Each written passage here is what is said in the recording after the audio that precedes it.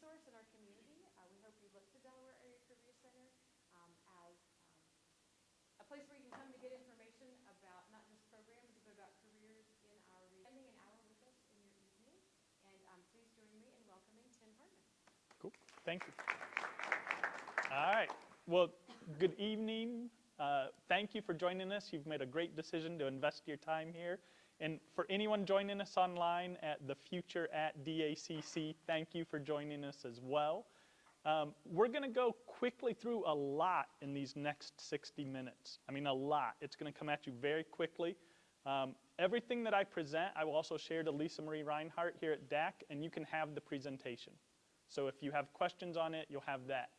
For our awesome panelists, and we'll jump into that in a little bit here, they will be available as well, and they're representing some amazing organizations, including Wells Fargo, the Waterworks, OSU Wexner Medical Center, and Worthington Industries. And we'll hear directly from them, and ideally we'll have some time for you to ask direct questions of them as well. But we're going to go ahead and get started. And here's what we're going to cover in these 60 minutes here. What we know, what is happening, and what to expect. So here's what we know. We know that this area that we live in, the Columbus region, and it's really about 11 counties contiguous to Franklin County, has grown faster than any other Midwest city in the last decade. So faster than Chicago, faster than Indianapolis, faster than Pittsburgh, Cleveland, Cincinnati, all of that, Detroit even. So if you look on the left, our population growth has been at about 10%. On the right, our job growth has also been faster than any of those competitive markets, and it's at about 20%. Now, I'm not a math major, but that's a pretty big difference, right? If we've added 20% more jobs and 10% more people, we've got a pretty big gap there and a high demand for individuals to go to work. And that growth is being driven, and I think this room's representative of it, of a lot of people who are choosing to settle in Columbus, Ohio. You could have gone anywhere in the world, but you chose our lush beaches and lavish mountains to settle in here in Columbus, Ohio, along with our tropical weather, right? No, you chose, candidly, because we have really good K-12 education systems here, like what we have here at Delaware Area Career Center and the schools that serve this district. We also have really good colleges here, including Columbus State, but other two-year programs, and we have good four-year programs, and we have, as we noted a moment ago, a lot of jobs. And that collectively, along with a good standard of living, are lots of good reasons to choose to live here in Central Ohio. A reason to stay here in Central Ohio is the jobs, the education, but also because we need to be a welcoming community. We need to recognize that our community is going to primarily grow through people of color, people from other countries, whether they come from Bhutan or Nepal or Somalia or Ghana or Congo or Syria or Palestine or Israel or India or wherever they may come from. We can be that welcoming community and continue to grow at this same pace as long as we continue to be welcoming. So let's talk about these trends, right? If you could retire, many have, but not completely over the recent decade, right? We have a lot of people in that 55 to 65 year age. They retired from their full-time role, but they're still working. So that means they're continuing to engage here at Delaware Career Center with your students. They're in your K-12 systems, and they're working in different places, but they want that flexibility that these millennials and Gen Zs have, right? They want to be able to kind of take days off and do those things, and that's a little bit different, and that's the experience that your students expect. Your daughters and sons expect flexibility in home, and they expect that same flexibility when they go off into the work environment. And that's different than what you as parents had. Construction boom across the region continues. I don't know where you drove from to get here today, but I guarantee you passed something under construction, whether it was the road you were on or the houses next to you or the Walmart down the road or the church across the street that just got built or whatever it might have been. And that's going to continue, and that's going to need incredibly a lot more skilled trades workers. So right, we've heard about Intel building their gigafactories over there on the east side. For the 3,000 jobs that they create in those factories, there's going to be 7,000 to 10,000 additional construction and skilled labor jobs to build the buildings, run them, and continue to maintain them after they're built. There's a lot of opportunity there. I mentioned it once, here's the second time, our refugee and immigrant population continues to grow here in Central Ohio. We have the second largest population of Somalis in all of North America right here. The largest is in Minnesota in the Twin Cities. But we also have the largest population of Bhutanese and Nepalese right here in Central Ohio. We just welcomed over 300 Haitians into this community, and they have needs and opportunity for us as well. That's how we're going to continue to grow, and it's a wonderful thing. We need to be welcoming as we do that, as that growth happens. I-commerce, self-commerce increasing, driven by on-demand. So when I was young, if I wanted something, right, I would get the Sears catalog at Christmas time, and I would go through and I would circle things and dog-ear the pages and then give it to my grandma. And out of the 58 pages I had dog-eared, I might get one of those gifts. Today, your students have Amazon wish lists, and they expect it to be delivered tomorrow, right? That's the expectation of your daughter and your son, is that it needs to happen, and it needs to happen now. AI, machine learning, is integrated in our day-to-day, right? Whether you went to the Meijer or the Kroger or the whichever store down the road, you don't even have a checkout person anymore, right? We're all self-checkouting. We're fixing our own mistakes at the cash register. That's all being driven by machine learning of our habits. And then, right, by the time you get to your car, all of a sudden now you've got a coupon for whatever it is you just bought, because they're tracking your data and telling you what your next purchase would be that's either the same as what you got or complementary to what you just did. And that's not bad. It's different, but it's not bad. It's just different. But for your students, for your son and your daughter, they're used to that, right? They're scrolling all day long, and they're being told what the next thing is that they should jump down and chase. And that's something you as parents have to manage. Everyone who has children became a teacher. Teachers had to become technology troubleshooters in real time while teaching to in-class and online students, right? Remember way, way back when in 2022 when there was a pandemic going on? Like way back then. I know it's been a long time ago, like 10 months ago, right? We were delivering these types of programs online and in person, and we had more people online than we had in person at that time, just a year ago. And you as parents had to relearn math and science and all of those things because your students were saying, I need help with this, or I need a little bit of direction. Here we are today, and now we just take it for granted that, oh, well, if we don't get that assignment done in the classroom, we can always do it on Canva or Google or whatever our product is that we're delivering our information to, right? Remember way back when your parents, if you had an issue at school, the teacher or the principal or the secretary would reach out to you, your parents, and talk to them. Now you have to check Canva or Google or whichever classroom product you use to find out what your kid did that day, right? Are we good on sound and everything, folks in the back? All right, I just wanted to double check with my A+ students back there. All right, racial disparities, right? These still exist. As welcoming and wonderful as Central Ohio is, we still have these racial disparities when we talk about health, access to health and wealth, and housing. They've been re-exposed, they've been accelerated. It's our opportunity as neighbors and good citizens here in Central Ohio to continue to address those and continue to close those gaps. Your students, your sons and daughters, don't understand why you haven't fixed that yet. It's not easy, young ones. It's a challenge, but it is doable.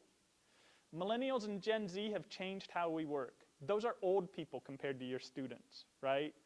Millennials and Gen Zs are in the room in some cases, right? They have students in class with your sons and daughters. And they have said, we want immersive technology. We want flexibility at work. We want less mastery of skill and more change and adaptability. And your students are referred to as Gen Alpha. I didn't coin that. There's all these other researchers who make that decision. So you, if you're under 18 right now, you are Gen Alpha. An alignment opportunity for industry and education for in-demand skills. That's what we'll get into tonight, right? We'll talk about how much demand there is, and we're also going to talk about how much supply there is from these folks sitting on the panel.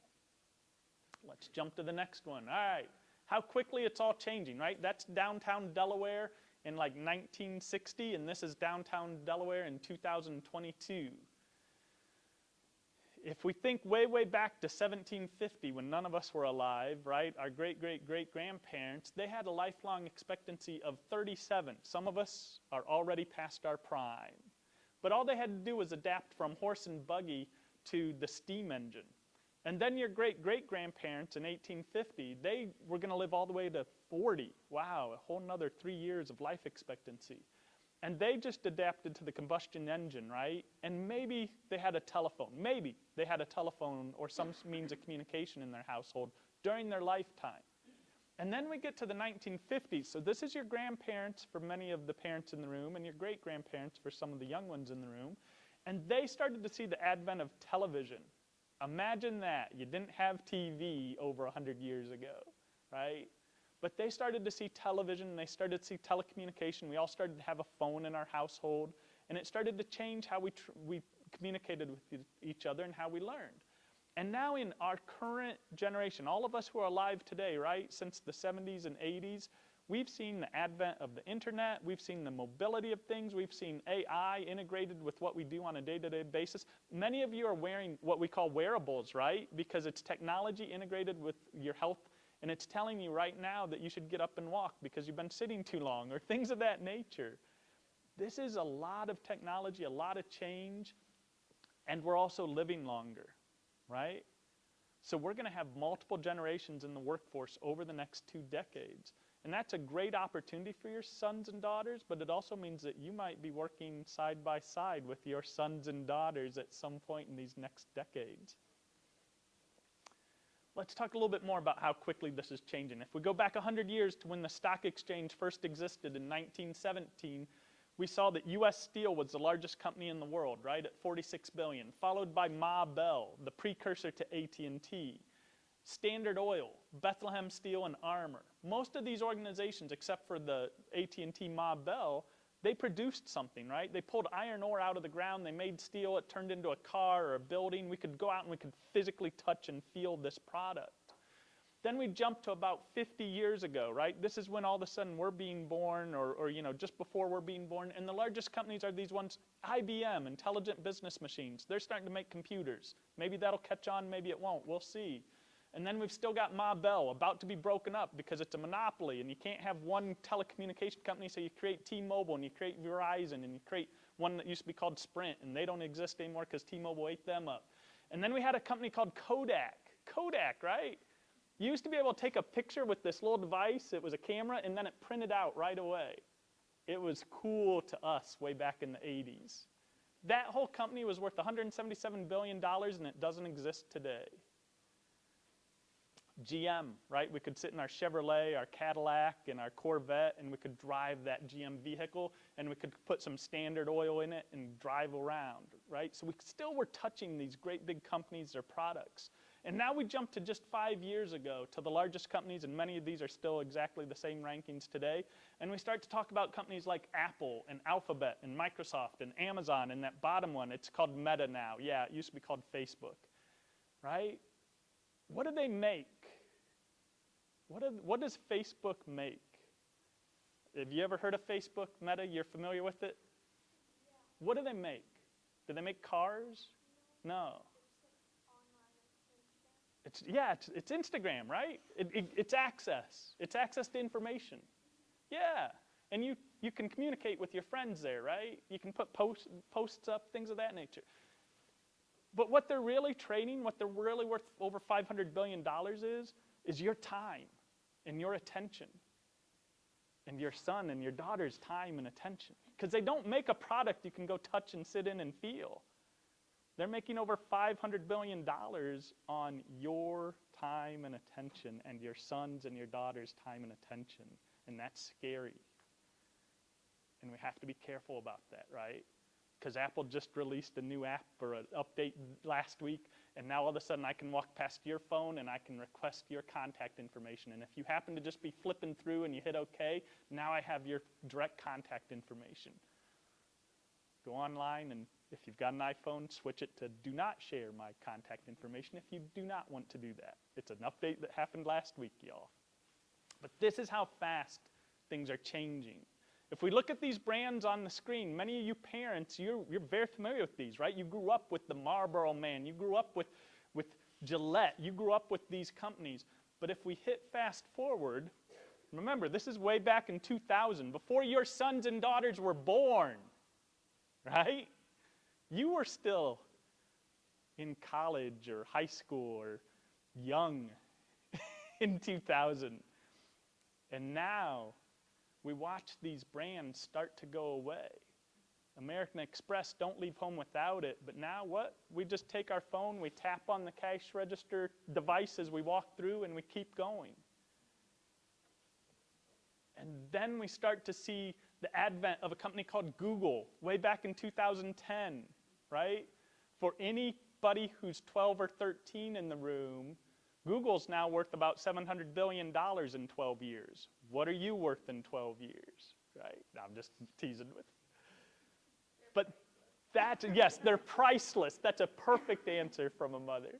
But right, this is how fast things are changing in our society, right? Now we have these Apples and Googles and Facebook, and here comes Amazon. Amazon did not have a single employee in the state of Ohio 11 years ago. Today, they're the 4th largest employer in the entire state of Ohio. It's happening quickly, and it's not bad, but it's very different. Remember the very first screens we saw where our parents and our grandparents only went through a few changes in their lifetime? We as parents, we're going through a lot, right? We went from using a phone that was on the wall to a phone that was cordless in the house to a phone that now we have to update every week, and we have to pay $1,000 to whomever we're paying it to every other year. And you're behind if you're only updating every other year your phone, right? And oh my gosh, it has to be pink, or it has to be silver gold, not regular gold, or it has to be whatever it is that's the coolest color that year. I understand. But this is how quickly the change is happening. So here's what we're going to talk about again tonight. This is one of the most important slides that I think I'll share with you. There's a woman named Heather McGowan. She's written a couple of books that are around us as parents wrapping our heads around how quickly this change is happening. So Heather McGowan, down here on the bottom right, if you want to learn more, Lisa Marie Reinhardt at the back of the room has read her books as well and held little book clubs with it. But here's what she talks about. On the left, for all of us who are 30 or over, this is what we grew up with, right? We were expected to go to school for 10 or 20 years, right? Kindergarten through 12th grade. We might have gone on to a career tech, or we might have gone to community college, or we might have gone to college. And then we go into the workforce for about, 30 or 40 years, and now we're 65 or 63, and we're close to retirement, so we retire, we get a pension, and we live it out for 2 or 3 years, and then we die. Whew. And that was an accomplishment for us, right? That's what our grandparents strived for. It's what our parents taught us. And they weren't wrong, because that was accurate for that time, way back in the 80s and 90s, so long ago. But where we're at today, not just here in Delaware, Ohio, not just here in Central Ohio, but all around the world, is our society has shifted to this right side. On the right side, what we value now is learning something, trying it, experiencing it, getting good enough at it, but we don't have to be great at it, and then we're going to try something else because we want that challenge, we want that change, and your kids in about 3 weeks are going to demonstrate it for you. Because you're going to buy $3,000 worth of Christmas gifts, you're going to give them all to them, and half of them they're never going to touch after the first 48 hours.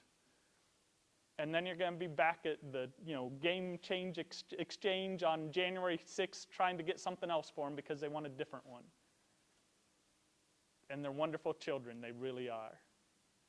They're priceless. But that's where they're at. When we were their age, we got 1 or 2 gifts, and by golly, we made do with it, right? And we were happy. But it's changed. We as parents have set those expectations. We've changed with them. It's not bad, but it is different. So on the right, what we do is we learn something, we do it for a while, and then we want to learn something else. And it's not just that we want to go, maybe I want to be an accountant, so I'll go be an accountant for a while, and then I'm going to be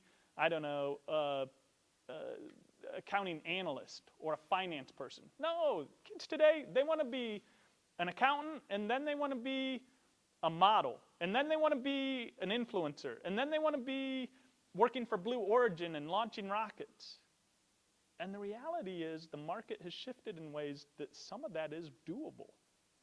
And it wasn't doable for you as parents. And it's not fair. And we can be angry about it, and we can be upset. And then we can get over it, and we can shift over here to the right side, because that's where your kids are. And that's where the rest of society's at as well. We can hold on to these values that our parents taught us over here on the left. We can still value loyalty. We can still value a good day's work and all of those things. But the world's over here on the right. And you're going to hear from our employers here in just a minute. When you think about the waterworks, right? They do plumbing, they do heating, they do all these things, and they do a lot of it with technology in their hands, right? They have to have the know-how and they have to learn how. So what to expect? Your children, Generation Alpha, some are in the room, the rest of them are at home, and God willing, the home's still together when you get home in about an hour here. They adapt much faster than you. This is their normal, right? Very few of your children were like, oh, I got to wear a mask. I don't have to wear a mask. I don't know. What do I do? They were just like, get in the car. Let's go, right? You were the ones who were like, it's not right. Let's protest. Let's not protest. Let's do whatever over masks. Your kids were like, I don't care, Mom, Dad. Just let's go. Whatever it is we're doing. I just want to go to the park. That's all I want to do. They've seen essential workers and parents in action, right? Were they accountants? Were they engineers? No, right? They were construction workers. They were grocery store workers. They were healthcare workers. I used to run career services for Ohio State University back way, way back in the early 2000s, right? And inevitably, I had the arts and sciences kids, right? 88 different majors, and 2/3 of them had no clue what they were going to do. So I'd sit them down. I might have been the first conversation they had in their 18, 20 years of life, and I'd say, what do you want to do? And they'd say, I think I want to be an interior designer. I'm like, interior designer in Columbus, Ohio? There's about 10 of those jobs, but there's not thousands of them. Why? Well, Will and Grace is such a funny show. I love that show. I want to be an interior designer. I said, all right, you need a backup plan. That's right, I'm going to be a forensic scientist. Really? Yeah. CSI, that's one of my favorite shows. I love watching that. There's tons of things on TV. And I'm like, yeah, there's about 3 of those in Columbus, Ohio, and you're not one of them. So let's figure out a third plan. And those are the real conversations, and I'm being serious, you need to have with your sons and daughters. You do not want to dampen their light and what they want to do and all their dreams, but you do need to have real conversations about the pathways that exist with the companies that are here and the education pathways that exist in this building. And that's your opportunity as parents. Increased screen time, added interest in video game design, social influencers. It's a real job. I don't know why it is. I can't stand the Kardashians myself. Sorry, kids, if you love them. But, right, they're worth a lot of money, and it blows my mind. They do nothing, and yet they're worth a lot of money. It blows my mind. So don't tell your kids they can't be social influencers. Figure out how they can take the skills and talents they do have and do that in a responsible way. And I don't know if that's truly a social influencer pathway, or maybe it's going into the digital design studios here at DAC and becoming somebody who live streams conferences like this in a very real and educational way. They have no idea many of the companies and jobs in your market exist. Your kids don't know what you do. You leave, you come home, and you pay the bills, and they're grateful, and they say, okay, but we need another one of fill in the blank. But do they know what you do? Do they know what happens inside of the hospital you work at, inside of the financial institution, inside of the manufacturing facility, inside of wherever it is you work? Have those conversations. Do they know what your neighbors do? Bring it to their level, right? Have a real conversation and let them see what you do. Here's one, and don't listen teachers in the room. Take them out of school for a day and have them go see what you do, right? They'll learn 10 times as much on a day at work with you as they will in school. Now, school's important, but let them experience it. When I was a kid, I grew up in Bucyrus, Ohio, up the road here, right? The only thing we had there was Timken or you were a farmer. You either worked in the manufacturing or we used to take field trips. This is how cool my school was. We would take field trips to the post office. I thought it was the coolest place in the world. I'm like, they dropped a letter over here, and back here there's all these conveyor belts and people shifting and reading zip codes, and all that's done automatically now, right? It's all AI, it's scanned, and maybe you get your mail and maybe you don't. But right, that was cool to me. Believe it or not, your kids might think your jobs are cool. You just got to be able to expose them to them and let them see. We have opportunity. Industry and community must create awareness for students to career pathways. Boom, industry's in the room with you. Teachers and parents, that's us. We have an obligation to make sure we encourage their career exploration early. I'm very glad that there are 7th graders in this room, because we need to have those conversations in 5th and 6th and 7th grade and 8th grade about how many wild and crazy, amazing things there are out there, because by 9th grade, they start to get locked into very specific pathways. Because everybody, well, we'll just plan for you to go to college. College is great, it's wonderful, it is. But college isn't where everybody has to go or should go. And so we're going to talk about those other options, right? What you should expect as parents in the workforce of the future. Flexibility from employers will be key. Career agility, right? We're going to learn something and we're going to try it and then we're going to try it again. It's what you as parents want. You just didn't have that freedom of choice when you were 18. Your kids, your sons and daughters truly do.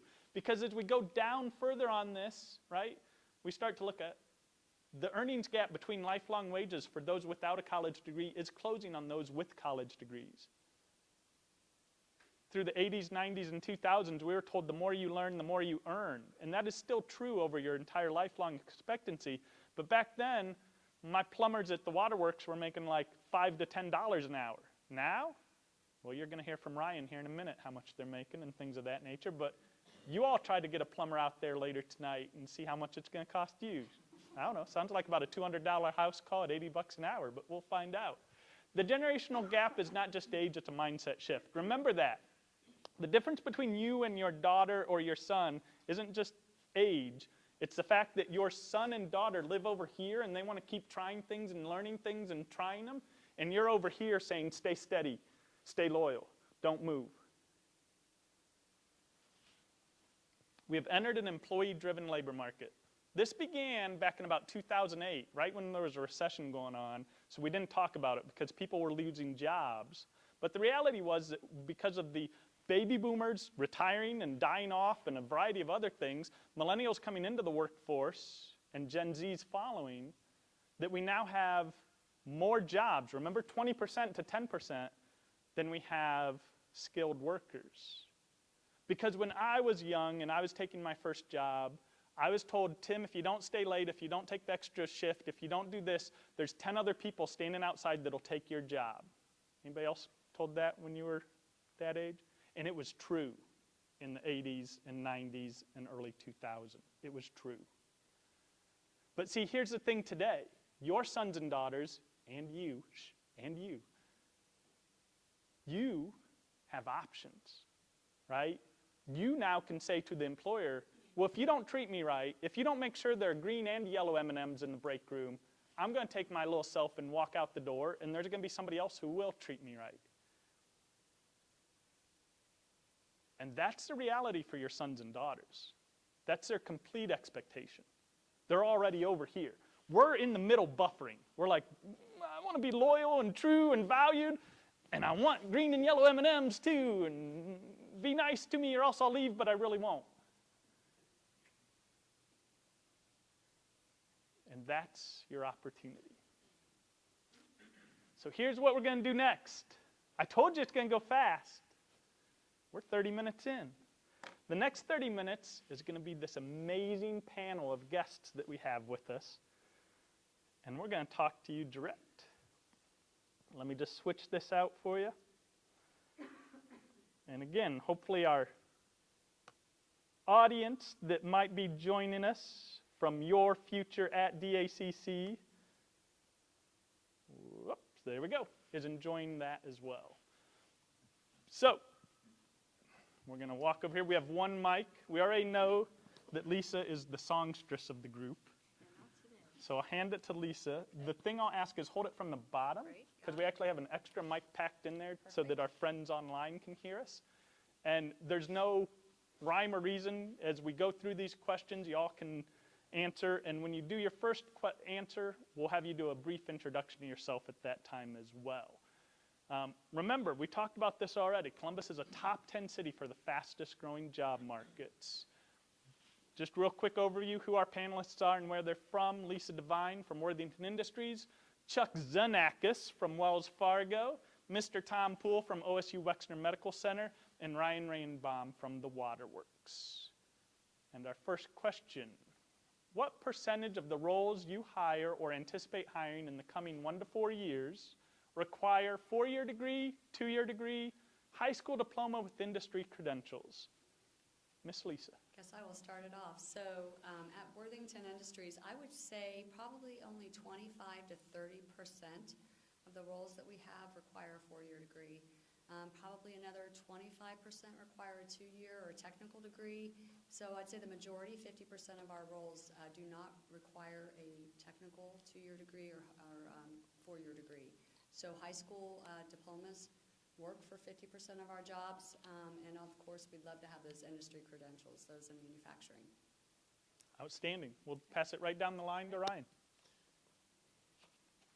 All right, so at the Waterworks, we don't require 4-year degrees. We don't require 2-year degrees. A lot of people do have that in different studies, but we do hire with high school diplomas.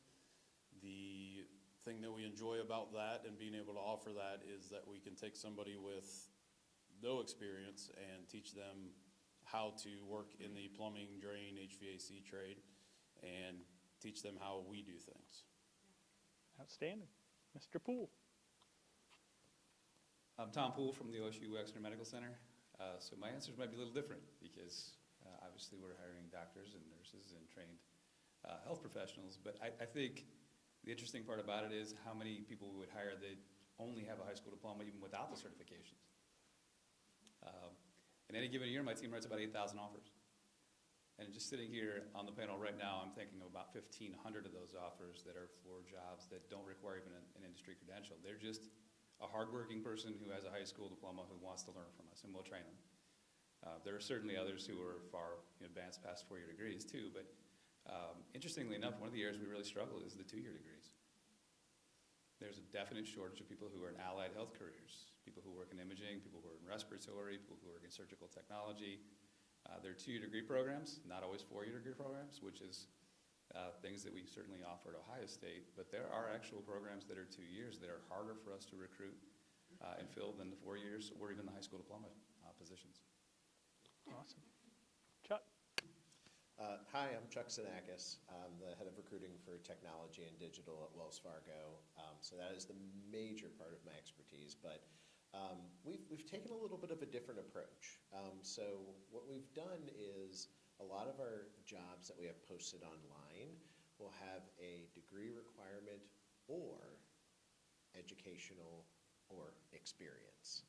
So it's not must have a degree, and quite frankly, that is like for any of our jobs. I think except for our lawyers, I think they have to have a JD. But other than that, like none of our roles actually require a degree. Excellent. Yeah. So Tom mentioned those 2-year degrees, right? Did you know you can take College Credit Plus right here in your home school district while your son or daughter is going to high school? They can also enroll at Columbus State or another applicable 2-year college while they're still in high school and get the state of Ohio to pay for the tuition and the books, right?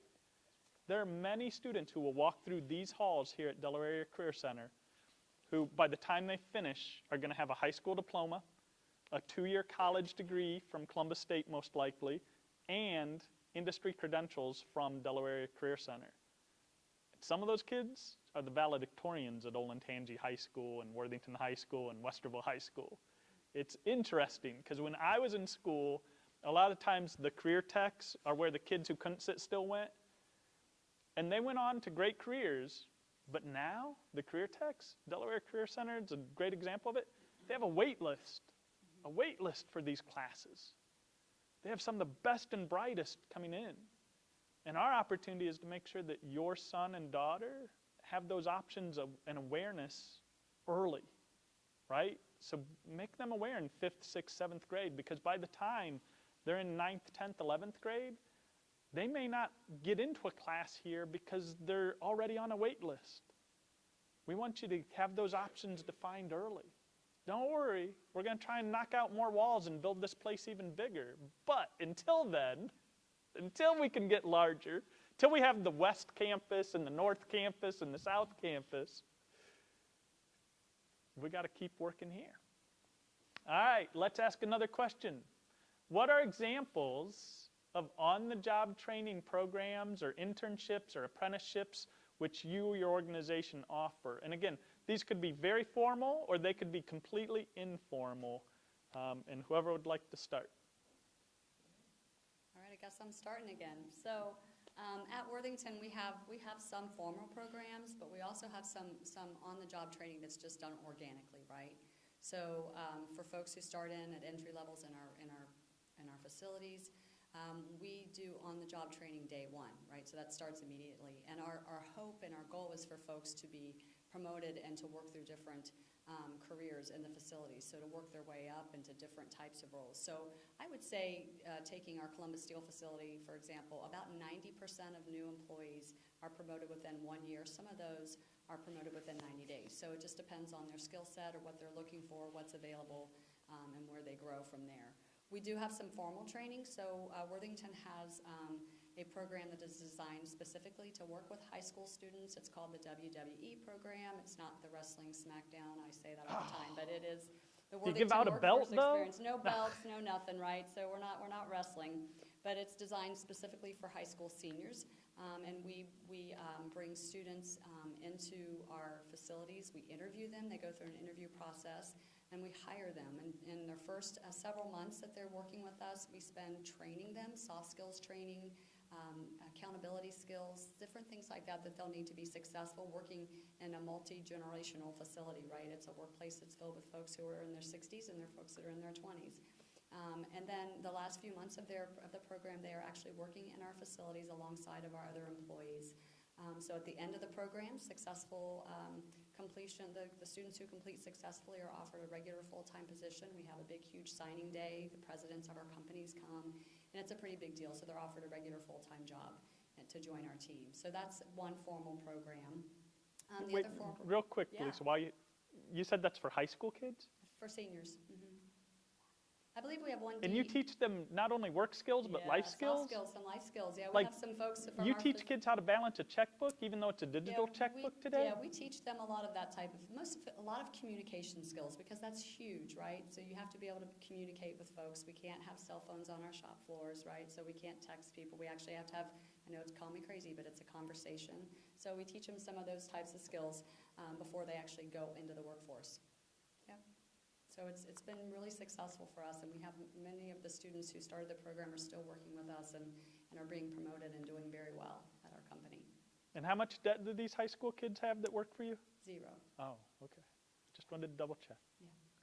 So some of the other formal programs that we have are obviously partnerships with our local schools. You mentioned Columbus State Community College. Tolles Technical Center is one that we really partner with a lot, and that's for existing employees. They can come in and we will pay them, not only pay for their school while they're going, but we pay them to go to school. So while they're in class, they are being paid. So it's not an extra burden on them over and above their 40-hour work weeks. Those are mostly for skilled trades, so like our maintenance technicians and robotic technicians, those types of skill sets that we're teaching them. And then we have a formal program as well. It's called a step-up program, and it's something that we have in our facilities and across the country, where it gives our employees access to different departments or different areas that they might have an interest in. So we want people to stay, but we want them to grow. And so they have access to work in areas that they may have an interest in: finance, IT, HR, supply chain, sales, anything really. And then they can have opportunities to grow into those roles as well. Awesome. So lots of opportunities. It's all about growth and development at Worthington. Thank you. At the Waterworks, we offer an apprenticeship program.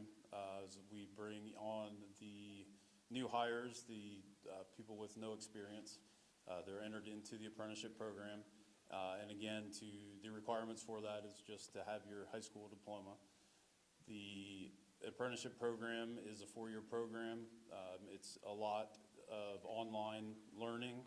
We have on-the-job training. They have to hit a certain and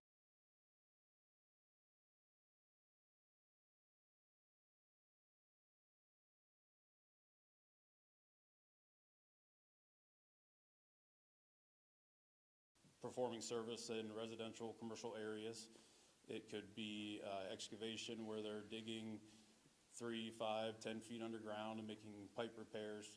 It could be jackhammering, it could be anything, And again, we like to take people with not much experience because it is a large field. I mean, there's a lot of things that we do, and not many people know any of that anyways. So we like to get them in that program, get them trained, and get them successful. Awesome. Thank you, Ryan. Tom? I'll preface it with, even the nurses that we hire have to be trained on the job. We bring nurses in who are traveling nurses who are maybe 20 years into their career.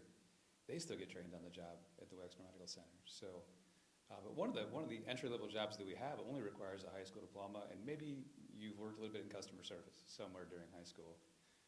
We hire that job about 900 times a year. And it's the entry-level position, it's the entry-level patient care associate position.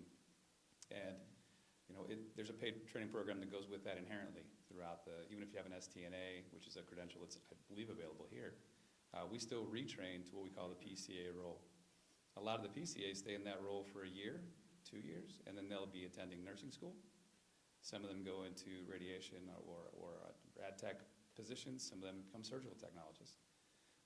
Others actually work in research, which is interesting at Ohio State because we do research, and we obviously teach.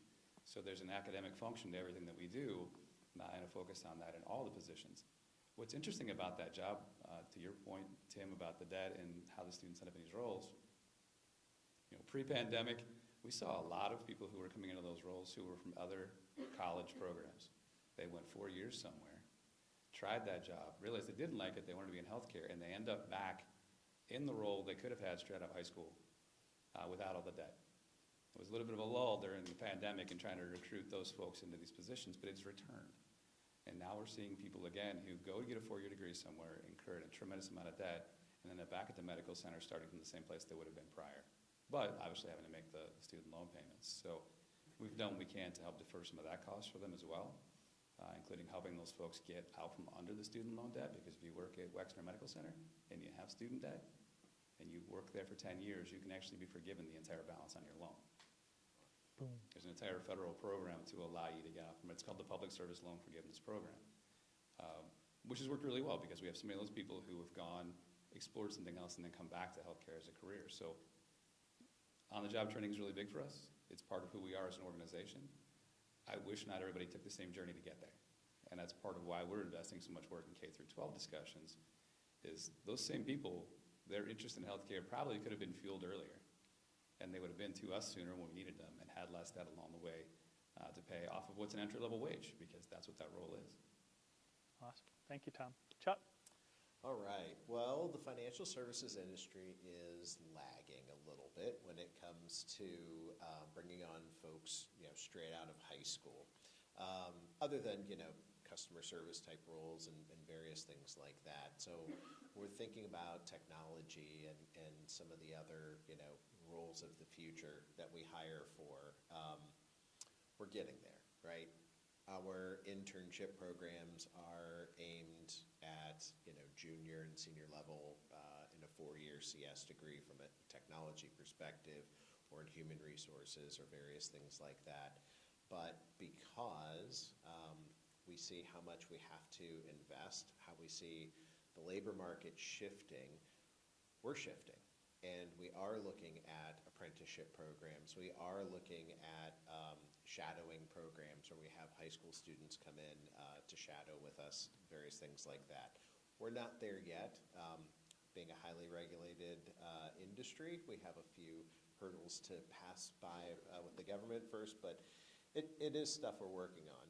I can tell you from a technology perspective, my team hires probably about 9,000 to 10,000 technologists a year. And increasingly, we are hiring people who are coming out of training programs, software engineering boot camps, various things like that. And what we have found is many of these people today have been career changers. Like Tom said, they got a degree in something, you're like, oh man, I don't like being a nurse, but while I was a nurse, I had to play with this software, which sucked, so I tweaked it and coded it and made it better, and I really enjoyed doing that. So they go, instead of going back to college for another degree, you go to software engineering boot camps, et cetera. What we have found is folks that we're hiring out of programs like that, who many people from DACC are also going into, compared to someone who's coming fresh out of a 4-year CS degree, computer science, they're running circles around them because they have life experiences as well. Yep. And the training condensed across 18 weeks versus 4 years. So, those are some of the ways that we and other companies that hire technologists are looking at the shifting paradigm there. And, I've got 2 girls myself. I couldn't get either of them into tech, no matter how much I tried. But, I told them, I was like, look, college is what you want. We can do that. Or why don't you go try these free online coding classes? And, they turned me down. Hold on to it, Chuck. All right. Just as a follow-up, for you or any other panelist, my daughter or son learns differently. Sometimes they even say they're on a spectrum.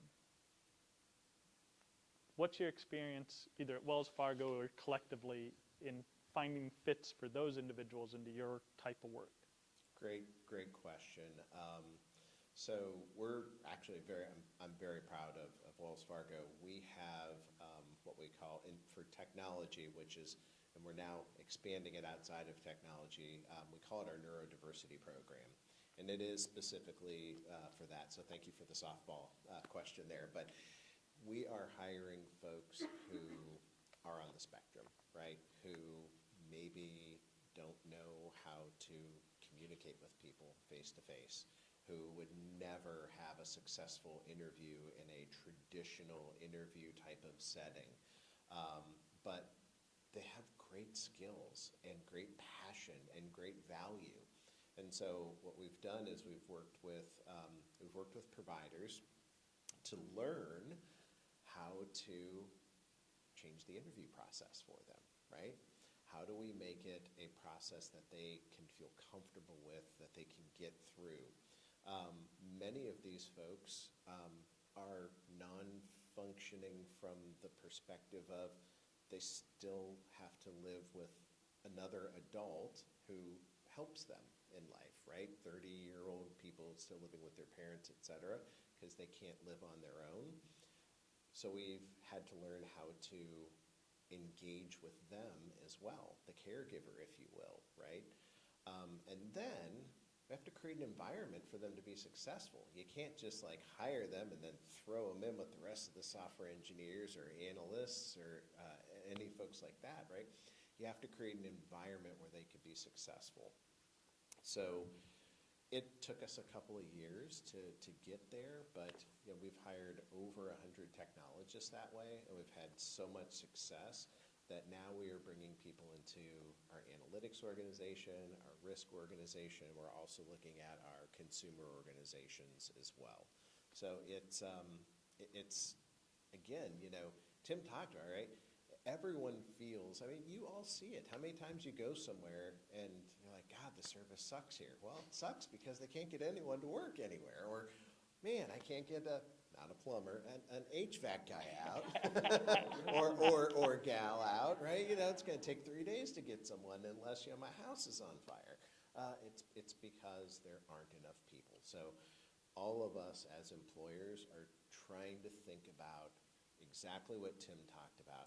How can we meet the customer, your kids, where they are, versus the old school way of be thankful you have a job, son, and do whatever that company asks you, and put in all the extra, and if not, there are 10 people behind you. We're not offering choice of M&M colors. I'll just be blunt about that. Not yet. And if so, they'd be, Wells mustard and ketchup. Anyway, all right, I'll pass on. Anyone else with a unique program you want to highlight before we move to our next question? Okay. We've got time for 1 or 2 more questions that we've prepared, but we'll also open it up to the audience as well. So how do our parents, how do they learn about these in-demand skills or programs and jobs your company and industry values, right? One of the things is showing up tonight. So you're ahead of like 99% of the other parents in the district. So kudos to you. And your job when you get home is to tell each neighbor on each side of you, that was the most phenomenal event I ever went to by a school district was tonight. And you missed it. But guess what? We're going to do more of this type of conversations. So plan for the next one. But how do they connect? How do they know? Like, I don't know, even Worthington Industries, if I didn't grow up here, I don't know what you make or do or how I get a job there or what it is you value, or the waterworks. I don't want to take it for granted that you just, plumber's a plumber. It's much more complicated than that. And so what are your recommendations? Tom, you've got the mic. Fire away. I do. Yep. I think it's probably one of the biggest challenges we have in staffing healthcare, honestly, is exactly this piece. And Chuck touched on it earlier with having opportunities for high school students to have exposure to the careers. Until July of this year, the Wexner Medical Center didn't have a program that allowed high school students to be in the building and see the careers. And certainly we would stop out. We'd do 200 events a year. We would be, in middle schools even, rolling in imaging equipment and letting the kids play with it so they can get a feel for what that career is. But we've changed our policy, even allowed the students to come actually in the building now and experience things. Tours, 4-hour stints and days. We have students who are actually now interning with us for an entire semester. There's a lot that we've done in that space. It's threefold, really. And Olentangy School District's a great example recently of what's been done, but we've had parents' nights where groups of panelists go up and talk about the most in-demand careers and programs like these.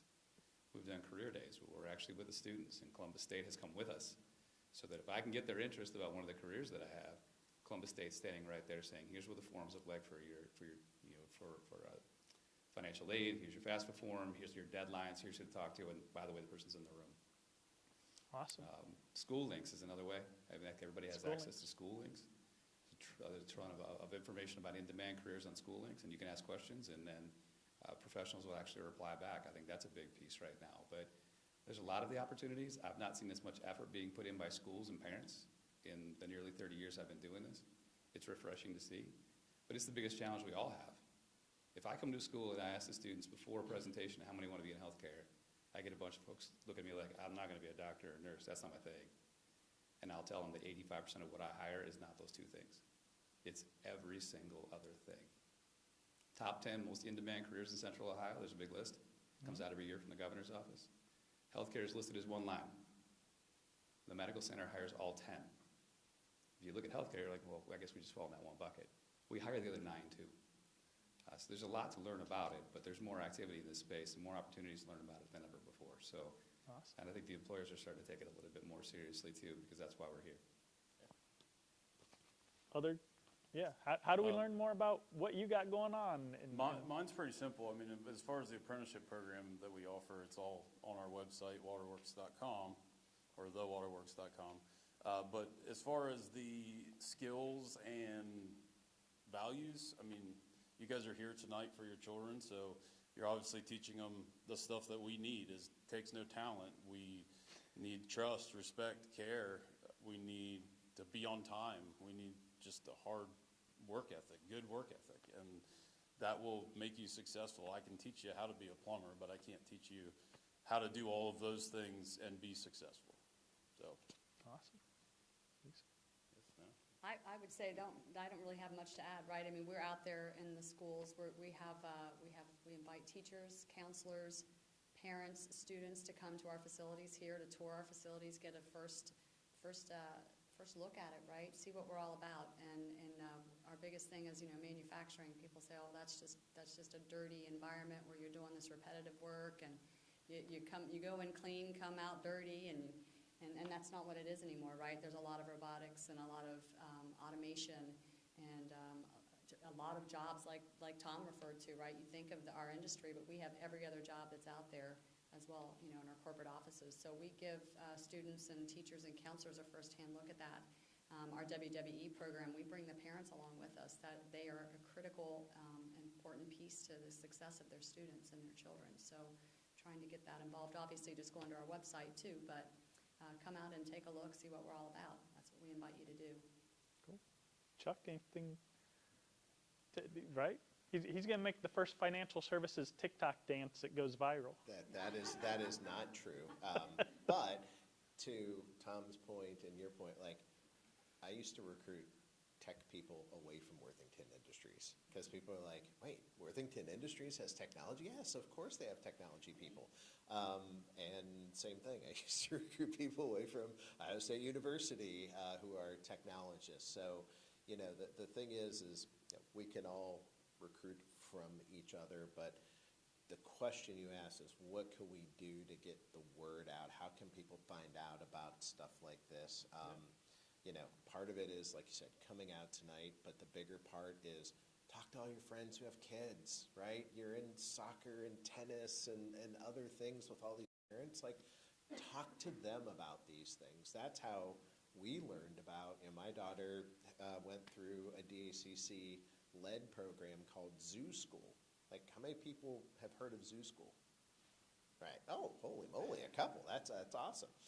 Well, anyway, my daughter successfully went through the Zoo Schools thing. She got into every single college she applied to. She wants to be a marine biologist, and she's about to graduate as a marine biologist, and she's doing genetic research on great white sharks. Little girl from Columbus, Ohio. Like, Pretty cool. That, and if she didn't have that experience, and if we didn't hear from another parent whose kid went through it, like, oh, I like sharks, she should go through Zoo School. So spread the word, please. Cool. Said we had the great beaches. Yeah, we we got do. we Yes, we all have those the Ohio most sharks. beautiful beaches. There's freshwater sharks. All right, we've got a few minutes left. I want to open it up to the audience for any questions you may have before we wrap. So anything parents, right? I know we threw a lot at you very quickly, but are there specific questions you may have that myself or Lisa Marie or the panelists might be able to help you with tonight? And students, too. And I see some students, here. students. Yes, from the back. Go ahead. Yep. Lisa, you mentioned the WWT program a couple times. Is that for specific districts, like for specific high schools? How was, like, I'm an Olentangy parent. It's not in the course catalog, so like. So most of the high schools are now involved in the program. Olentangy was invited to participate this year. They're still working out some tweaks in the schedule, but we hope to have several of the students working with us next year. But yeah, it's something that they're definitely excited about. Good question, right? Others? Parents, students? All right. Panelists, anything else? And I'd just like